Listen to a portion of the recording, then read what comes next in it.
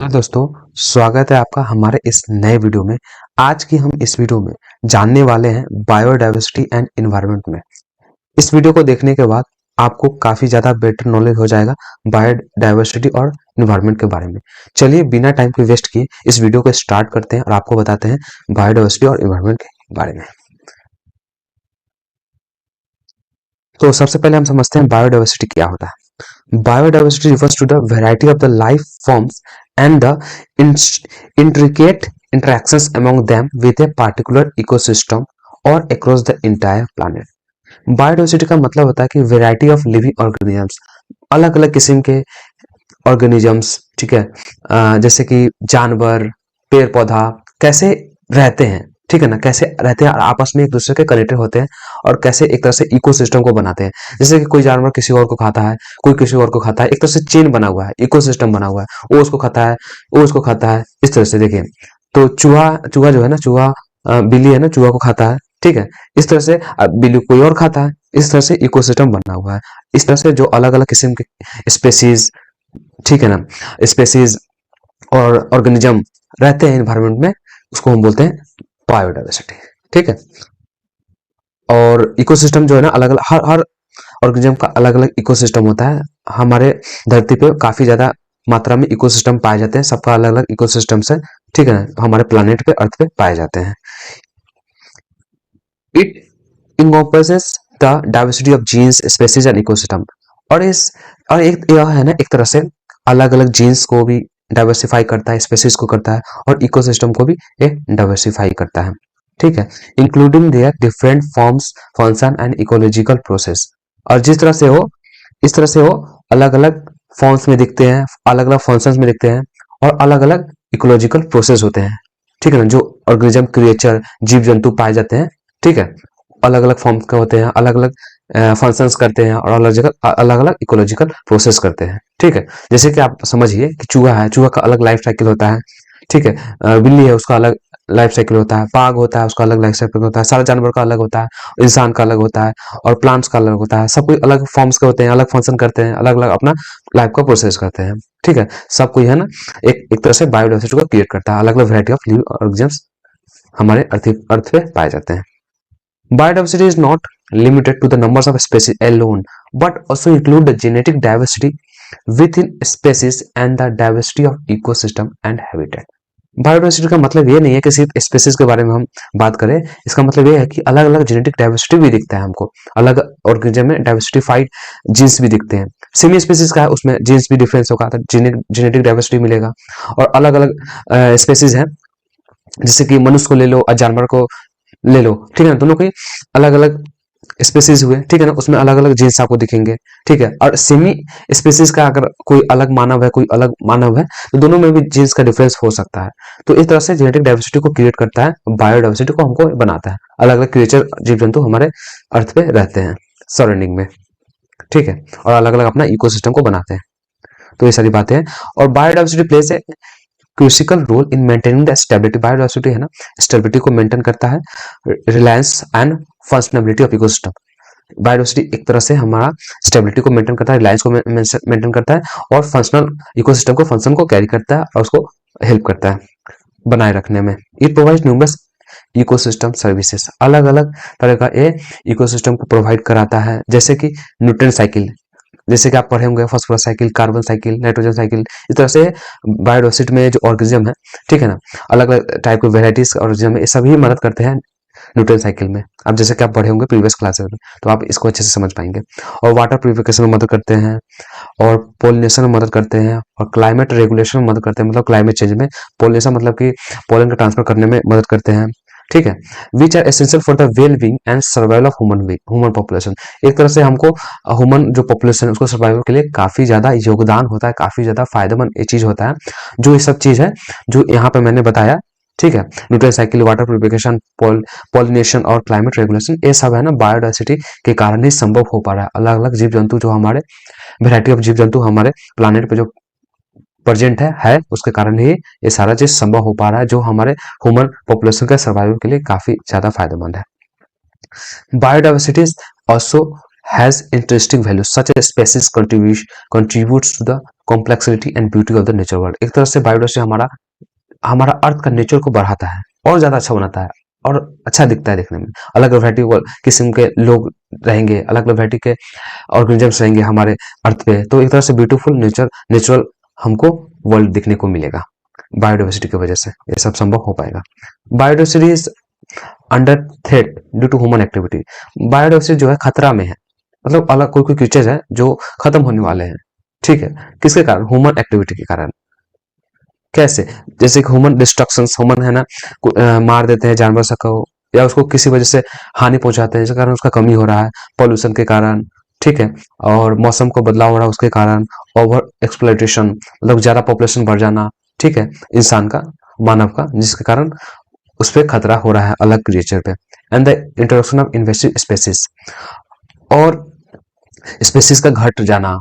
Loss of biodiversity can have a far reaching consequences including the disturbance of ecosystem functioning. और इस तरह से अगर स्पेसीज घटते रहे हमारे इकोसिस्टम से, हमारे बायोडाइवर्सिटी से, तो एक तरह से ये इकोसिस्टम के फंक्शन को अनबैलेंस कर देगा और हमारे लिए ये बिल्कुल भी अच्छा नहीं होगा, और नेचुरल जो है ना सारा चीज डिस्टर्ब हो जाएगा। reducing reliances to environmental changes and the potential loss of important resources for human societies। ठीक है, और एक तरह से हमारा जो रिसोर्सेज मिलते हैं ह्यूमन सोसाइटी के लिए, ह्यूमन को अपना जीवन चलाने के लिए, तो उसमें भी कमी आ जाएगा इसकी वजह से। Conservation efforts aim to protect sustainably manage biodiversity by preventing natural habitats. हम इस तरह से बायोडाइवर्सिटी को मेंटेन कर सकते हैं, जो क्रिएचर्स हैं, जो ऑर्गेनिजम्स हैं, उसका जो नेचुरल हैबिटेट है उसको हम प्रोटेक्ट कर सकते हैं। प्रिवेंटिंग स्पेसीज एक्सटेंशन, और जो स्पेसीज खत्म होने वाले हैं उसको हम खत्म होने से बचा सकते हैं। Promoting sustainable land and resources use, और अपने रिसोर्सेज को जो है हमारे लिमिटेड में मौजूद है, जैसे पानी, ठीक है, तो इसको हम कम कर सकते हैं, यूज करना कम कर सकते हैं, तो खत्म हो जाएगा तो बायोडाइवर्सिटी सारा डिस्टर्ब हो जाएगा, इकोसिस्टम सारा अनबैलेंस हो जाएगा। Raising awareness about the important biodiversity for present and future generation. एक तरह से हम अवेयरनेस फैला सकते हैं बायोडाइवर्सिटी के बारे में, जो अभी और आने वाले जनरेशन है उसमें काफी ज्यादा फायदेमंद ये होगा। ठीक है, अवेयरनेस पहुंचाने से बहुत लोगों का फायदा हो सकता है, जिसको पता नहीं है तो उसको भी पता हो सकता है। तो ये चीज, तीन चीज है जिसकी वजह से हम जिसके हेल्प से हम बायोडाइवर्सिटी को मेंटेन कर सकते हैं। Preserving biodiversity crucial for maintaining ecological balance, supporting human wellbeing and ensuring the long term health for the planet. अगर हमको बायोडाइवर्सिटी को नहीं बचाए तो हमारा ह्यूमन का वेलबींग और अच्छा से हेल्थ मेंटेन नहीं हो पाएगा, और लॉन्ग टर्म प्लैनेट का जो हेल्थ है लॉन्ग टर्म में अच्छा नहीं हो पाएगा, और इकोलॉजिकल, सबसे बड़ा चीज इकोलॉजिकल इम्बैलेंस हो जाएगा, इकोसिस्टम ही अनबैलेंस हो जाएगा। तो इसलिए हमको इसको बचाने की काफी जरूरत है। तो जैसे यहाँ देख सकते हैं आप, बायोडाइवर्सिटी अनबैलेंस होता है, इकोसिस्टम अनबैलेंस होता है, तो क्या क्या चीज होता है, ठीक है, डिफोरेस्टेशन के कारण हो जाएगा, पॉल्यूशन के कारण होता है, ठीक है, एसिड रेन हो रहा है उसके कारण होगा, ग्लोबल वार्मिंग होगा उसके कारण होगा, ग्रीन हाउस इफेक्ट होगा उसके कारण होगा, वेस्टेज इधर उधर फेंक देते हैं उसके कारण हो सकता है, और जो इंडेंजर्ड स्पीसीज जो खत्म होने वाले हैं, जो एक्सटिंक्ट होने वाले हैं, उनके वजह से भी ये चीज हो सकता है। इसलिए जो खत्म होने वाले जानवर है, ठीक है, जो क्रिएचर है, जो ऑर्गेनिजम्स को वो बचाना चाहिए, तभी बायोडाइवर्सिटी को हम मेंटेन कर सकते हैं। चलिए अब हम समझते हैं इन्वायरमेंट क्या होता है। The environment refer to natural and physical surroundings in which living organism exist. Environment का मतलब होता है नेचुरल और फिजिकल सारे वस्तुएं, सारे थिंग्स जो कि हमारे आसपास दिखते हैं। ये लिविंग भी हो सकता है, नॉन लिविंग भी हो सकता है, ठीक है, दोनों को इंटरेक्शन को ही हम इन्वायरमेंट बोलते हैं। जैसे कि लिविंग ह्यूमन बीइंग को ले लेते हैं, ह्यूमन बीइंग किस चीज पे डिपेंड करते हैं, किसी अदर ऑर्गेनिजम्स पे, प्लांट पे खाना के लिए, और पानी के लिए हम डिपेंड होते हैं, पानी के लिए डिपेंड होते हैं, पीने के लिए हमको पानी चाहिए ना, उसके लिए हम पानी पे डिपेंड होते हैं, पानी जानवर करता है, नॉन लिविंग है। तो इस तरह से हम लिविंग और नॉन लिविंग का जो रिलेशन है ना उसको हम इन्वायरमेंट बोलते हैं। ये आपके आसपास में जो इतना भी लिविंग और नॉन लिविंग क्रिएचर्स आपको दिखते हैं, सब आपस में मिलकर एक इन्वायरमेंट का निर्माण करते हैं, ठीक है। The environment includes elements such as atmosphere. Environment में क्या क्या आएंगे, जैसे कि atmosphere, air, hydrosphere, water bodies, lithosphere, land और सॉइल, हवा, पानी, लैंड मतलब सॉइल, मिट्टी, सब चीज आपका इन्वायरमेंट में ही आता है। Biosphere, living organisms and there interaction, और एक बायोस्फीयर आ गया जिसमें लिविंग ऑर्गेनिजम्स और कैसे लिविंग ऑर्गेनिजम्स एक आपस में जुड़े हैं उसका interaction. The environment provides the essential resources and conditions necessary for the life to thrive। Environment जो है ना हमको बहुत सारे रिसोर्सेज और सारे कंडीशन प्रोवाइड कराते हैं, जिसके हेल्प से हम अपने जीवन को अच्छे से चला सकते हैं और इस धरती पे अच्छे से रह सकते हैं। सारा चीज हमको इन्वायरमेंट से ही मिलता है, आसपास जो मौजूद है चीजें उसी से ही हमको पूर्ति हो पाती है। इन इनकॉम्प्रेसेस वेरियस इकोसिस्टम्स, और ये जो इन्वायरमेंट है उसमें बहुत सारे इकोसिस्टम हमको दिखते हैं, जैसे फॉरेस्ट इकोसिस्टम मतलब जंगल, डिजर्ट मतलब पूरा रेगिस्तान, ओशियन समुंदर, river, grasslands, it is grassland each with its unique set of organisms and ecological processes, और सबका अलग अलग इकोलॉजिकल प्रोसेस होते हैं। These ecosystems are interconnected and influenced by factors, और ये सारे इकोसिस्टम आपस में एक दूसरे से जुड़े हुए हैं, ठीक है, बाई फैक्टर्स सच एज, कौन कौन से फैक्टर्स, टोपोग्राफी के फैक्टर से, ह्यूमन एक्टिविटी के फैक्टर से, क्लाइमेट के फैक्टर से, जियोलॉजी के फैक्टर से, ये सारे फैक्टर्स है जिसके जिसके तहत ये सारे इकोसिस्टम्स है आपस में एक दूसरे से जुड़े हुए हैं, ठीक है। इसलिए सबको हमको कंजर्व करके रखना चाहिए, ठीक है, डिस्टर्ब नहीं करना चाहिए इकोसिस्टम को। Does the environment play a large role in the creation of biological diversity, क्या हम आपसे पूछते हैं does the environment play a large role in creation of biological diversity.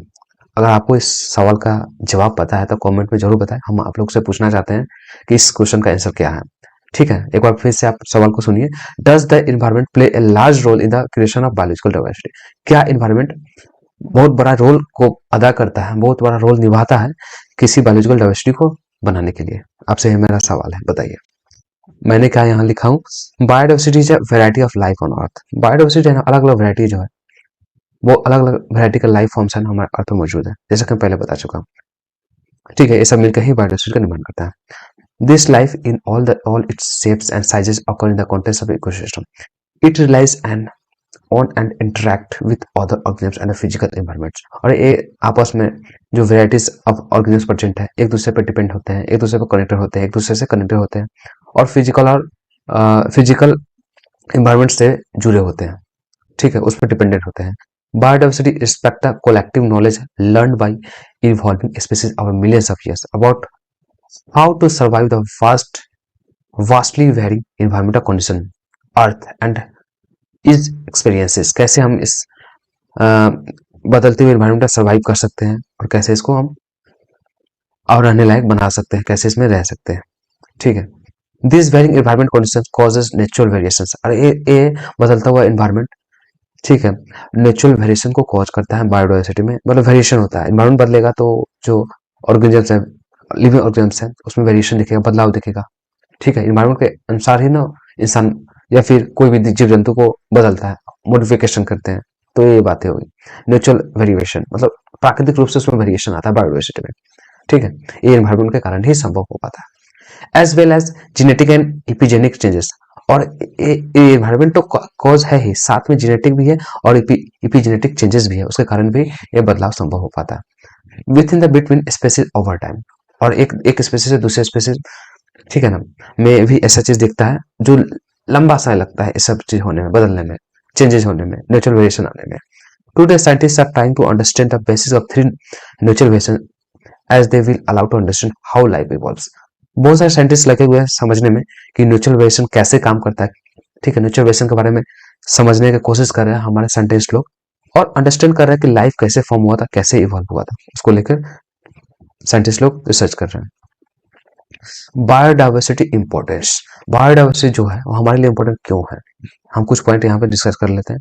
Support a variety of plant species, biodiversity है, बहुत सारे species of plant जो है ना उसको सपोर्ट करते हैं, ठीक है। अगर बायोडाइवर्सिटी नहीं रहेगा तो प्लांट का स्पीसीज भी सर्वाइव नहीं कर पाएगा, बायोडाइवर्सिटी की हेल्प से ही बहुत सारे प्लांट का स्पीसीज है ना सर्वाइव करते हैं। इकोसिस्टम बैलेंस, हमारा इकोसिस्टम बैलेंस है बायोडाइवर्सिटी के कारण ही, जैसे कि बहुत सारे लिविंग ऑर्गेनिजम्स है, ठीक है ना, लो से हाई ट्रॉपिक लेवल सब एक दूसरे से जुड़े हुए हैं, कोई इसको खाता है, कोई इसको खाता है, कोई इसको खाता है, चेन बना हुआ है, अगर जरा सा भी डिस्टर्ब होगा तो किसी एक का पॉपुलेशन बढ़ेगा, किसी एक का पॉपुलेशन खत्म हो जाएगा, इस तरह से बैलेंस नहीं बनेगा, इकोसिस्टम इम्बैलेंस हो जाएगा। फ्रेश वाटर रिसोर्सेस, ठीक है, और बायोडाइवर्सिटी के कारण ही हमको फ्रेश वाटर रिसोर्सेज मिल पा रहा है, न्यूट्रिशन मिल पा रहा है, सॉइल का फॉर्मेशन हो पा रहा है, और पोल्यूटेंट्स जो है ना, जो हार्मफुल पोल्यूटेंट्स हमारे एनवायरमेंट में प्रेजेंट है वो भी कम हो पा रहा है, ब्रेक डाउन हो पा रहा है, ठीक है। फूड रिसोर्सेज मिल पा रहे हैं, क्लाइमेट का स्टेबिलिटी बना हुआ है, सारे ऑर्गेनिजम्स जो हमारे अर्थ में प्रेजेंट है, एनवायरमेंट में प्रेजेंट है, उसके कारण ही ये संभव हो रहा है।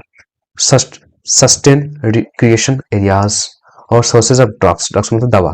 तो ये सारी चीजें हैं जो बायोडाइवर्सिटी अगर है तभी ये संभव हो पाएगा, इसलिए हमको बायोडाइवर्सिटी को बचाना चाहिए। ये सारी चीजें हैं जो बायोडाइवर्सिटी के लिए काफी ज्यादा इंपॉर्टेंट है। अगर बायोडाइवर्सिटी बचा रहेगा और ज्यादा मात्रा में हम इसको सेव करेंगे तो ये सब चीजें हमको अच्छी तरह से मिल पाएगी, नहीं तो ये सब चीज का कमी हो जाएगी।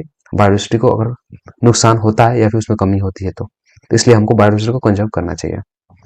कॉजेज ऑफ बायोडाइवर्सिटी लॉसेस, क्या क्या कॉजेज है जिसके कारण बायोडाइवर्सिटी का लॉसेस हो रहा है। सबसे पहले को एक्सटिंक्शन, ठीक है। In this case biodiversity loss implies को एक्सटेंशन, ठीक है। When A host fish species become extinct, मानते हैं कि एक होस्ट फिश स्पेसीज है, अगर वो खत्म हो जाएगा, एक्सटिंक्ट हो जाएगा, the parasite assemblage suffers the same fate.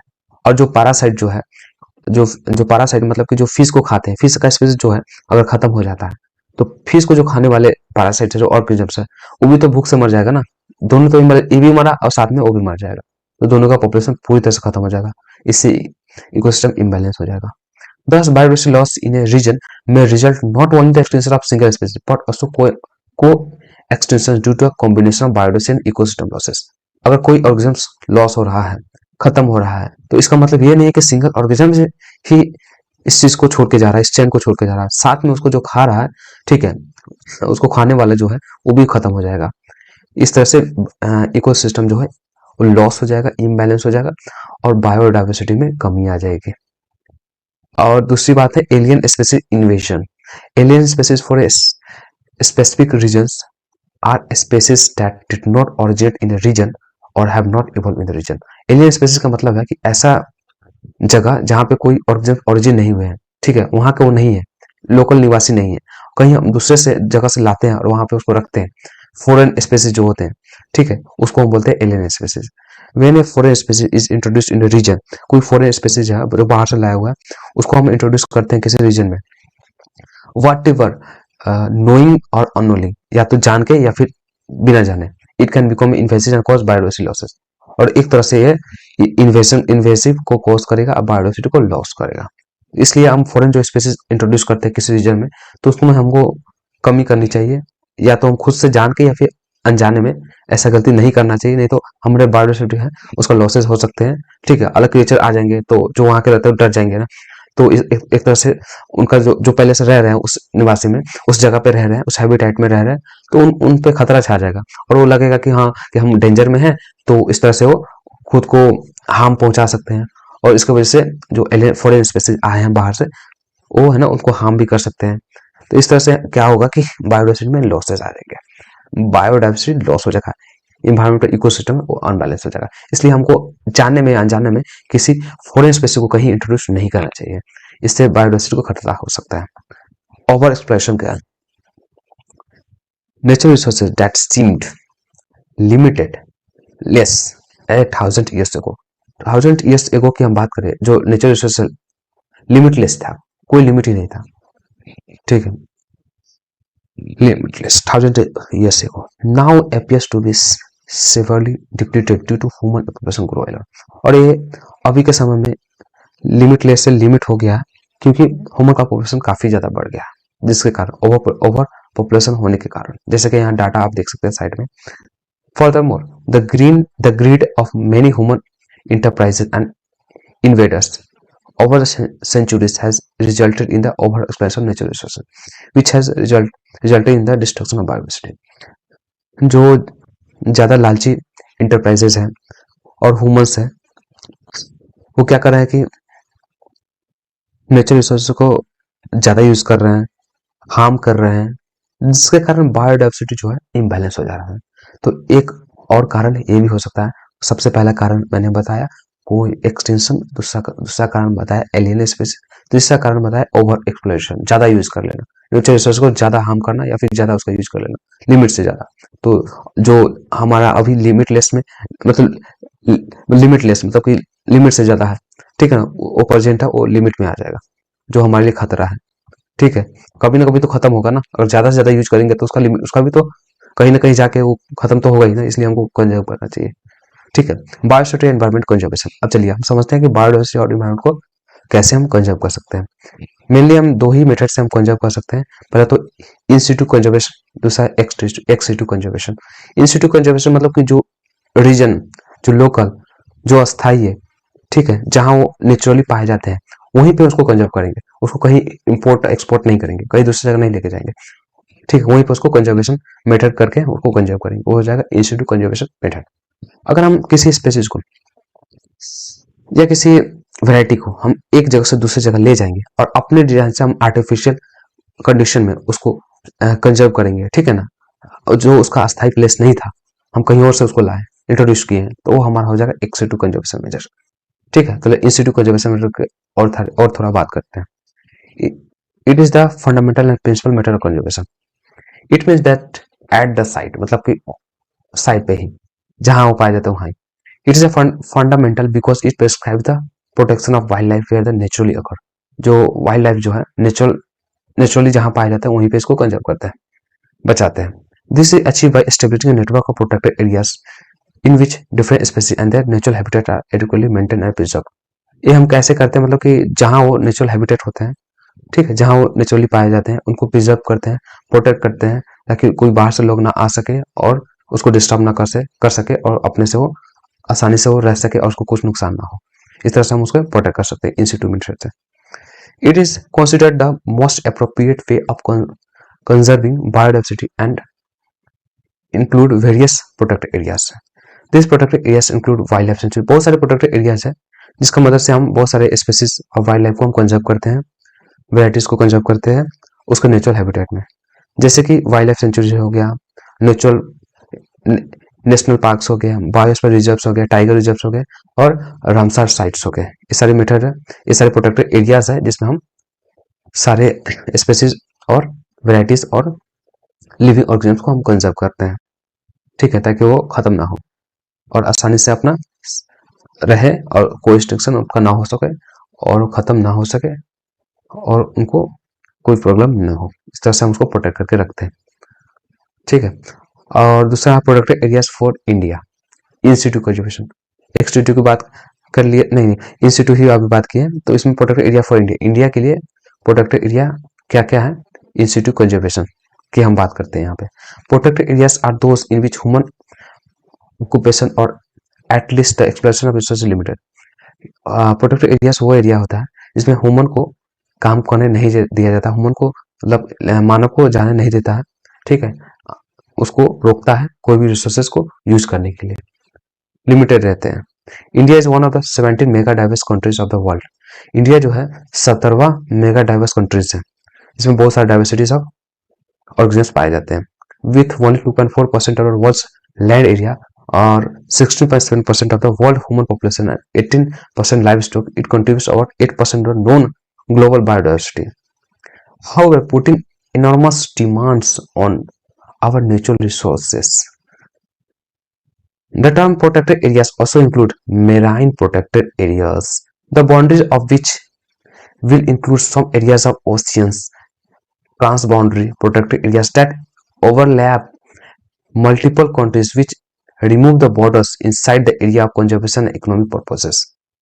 The term protected areas also include जो protected areas है उसका मतलब ये भी होता है कि मेराइन protected area, मतलब कि समुद्री जो इलाका है उसको भी हम प्रोटेक्ट करते हैं protected area से। protected area के मतलब ये भी होगा कि हम जो मेराइन जो एरिया है, समुद्री इलाका उसको भी हम प्रोटेक्ट करते हैं। The boundary of which include some areas of ocean. और इस बाउंड्री जो होगा जिसमें हम प्रोटेक्ट करेंगे उसमें है ना कुछ एरिया होगा जो ओशियन के आसपास का होगा।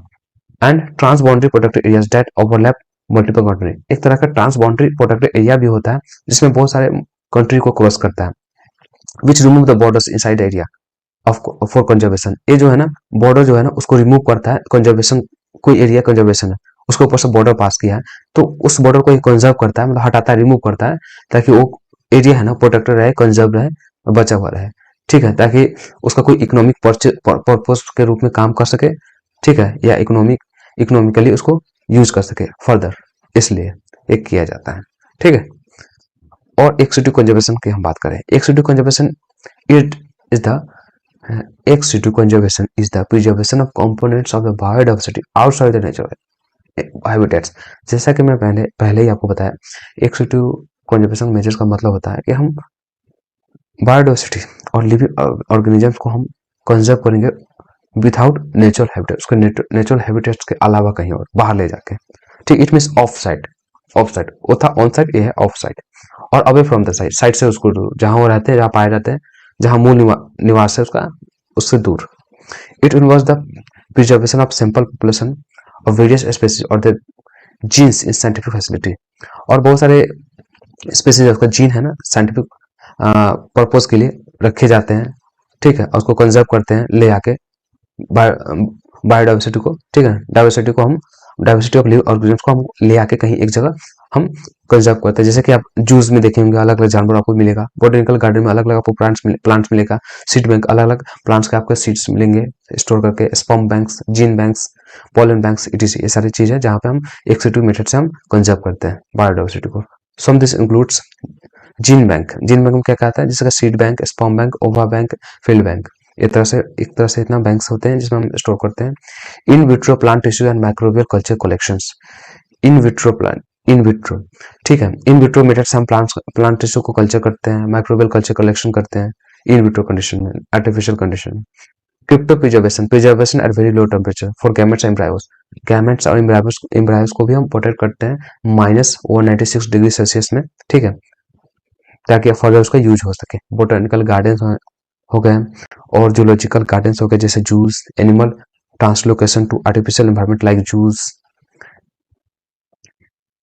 Captive breeding of animals and artificial population of plants, जो प्लांट्स का पॉपुलेशन है आर्टिफिशियल जो प्लांट्स का पॉपुलेशन है वो हो गया, with possible reintroduction into the wild, और फिर उसको हम जंगल में जब हो जाता है आर्टिफिशियल प्रोपगेशन कर लेते हैं प्लांट का, फिर उसको हम वाइल्ड में छोड़ देते हैं एनिमल और प्लांट्स को, मतलब एनिमल को तो छोड़ देते हैं, फिर उसके बाद जो प्लांट्स का प्रोपगेट हो गया तो उसको कुछ हम हिस्सा ले जाके हम जहां उसको नेचुरल है वहां पे भी लगा देते हैं, ताकि वहां पर भी उग जाए और यहाँ जो है आर्टिफिशियली भी कर सके, ताकि उसका पॉपुलेशन को बढ़ाया जा सके। Collecting living organisms for juice, aquarium, जो लिविंग ऑर्गेनिजम्स उसको हम जूस के लिए कलेक्ट करते हैं उसको नेचुरल हैबिटेट से, एक्वेरियम में रखने के लिए, बोटेनिकल गार्डन्स बनाने के लिए, ताकि हम कोई रिसर्च या पब्लिक अवेयरनेस को फैला सके और कोई रिसर्च भी हम कर सके। तो ये एक तरह से बायोडाइवर्सिटी कंजर्वेशन का एक छोटा सा चार्ट है, ठीक है, एक तरह से आप देख लीजिए, आपको समझ में आ जाएगा, ठीक है, स्क्रीनशॉट पे आप ले सकते हैं, ठीक है। चलिए लास्ट आप आते हैं, कंक्लूजन पे आते हैं। Conserving biodiversity in the face of environmental factors is crucial for maintaining healthy ecosystem। हमको बायोडाइवर्सिटी को मेंटेन करना चाहिए ताकि इन्वायरमेंट का फैक्टर बैलेंस में रहता है, इकोलॉजिकल बैलेंस में रहता है, इकोसिस्टम बैलेंस में रहता है, ठीक है, और इकोसिस्टम का हेल्थ मेंटेन रहता है, जो लॉन्ग टाइम स्पेसीज का सर्वाइव के लिए काफी फायदेमंद रहता है। Numerous measures have been implemented to address this challenges. Here are some examples. बहुत सारे मेजर्स है जो इस चीज को, चैलेंज को फेस किया है और इस पे काम किए, ठीक है। कुछ एग्जांपल यहाँ पे, जैसे protected areas, habitat restoration, sustainable land use practices, wildlife conservation programs, जिसमें वाइल्ड लाइफ को हम कंजर्व करते हैं, कंजर्वेशन प्रोग्राम्स, ठीक है, फोकस ऑन द इंडेंजर्ड और threatened species play vital role in preserving biodiversity. Conservation program में क्या करते हैं, जो इंडेंजर और थ्रेटेंड स्पीशीज है, जो खत्म होने वाला है, एक्सटिंक्ट होने वाला है, उसको हम प्रिजर्व करते हैं। This program often involve measures such as captive breeding and reintroduction efforts, habitat protections, anti-poaching wildlife, anti-poaching initiatives, and public education campaigns to raise awareness about the importance of protecting wildlife। और public awareness camp, education camps, public education camps को raise करना, awareness फैलाना, wild life को protect करना कितना important है इसके बारे में बताना। International cooperation and policy, international cooperation और पॉलिसी को लाना ताकि बायोडाइवर्सिटी को नुकसान ना पहुंचे, उसको कंजर्व करे, ठीक है। Collaboration between the countries essential for the global biodiversity conservation.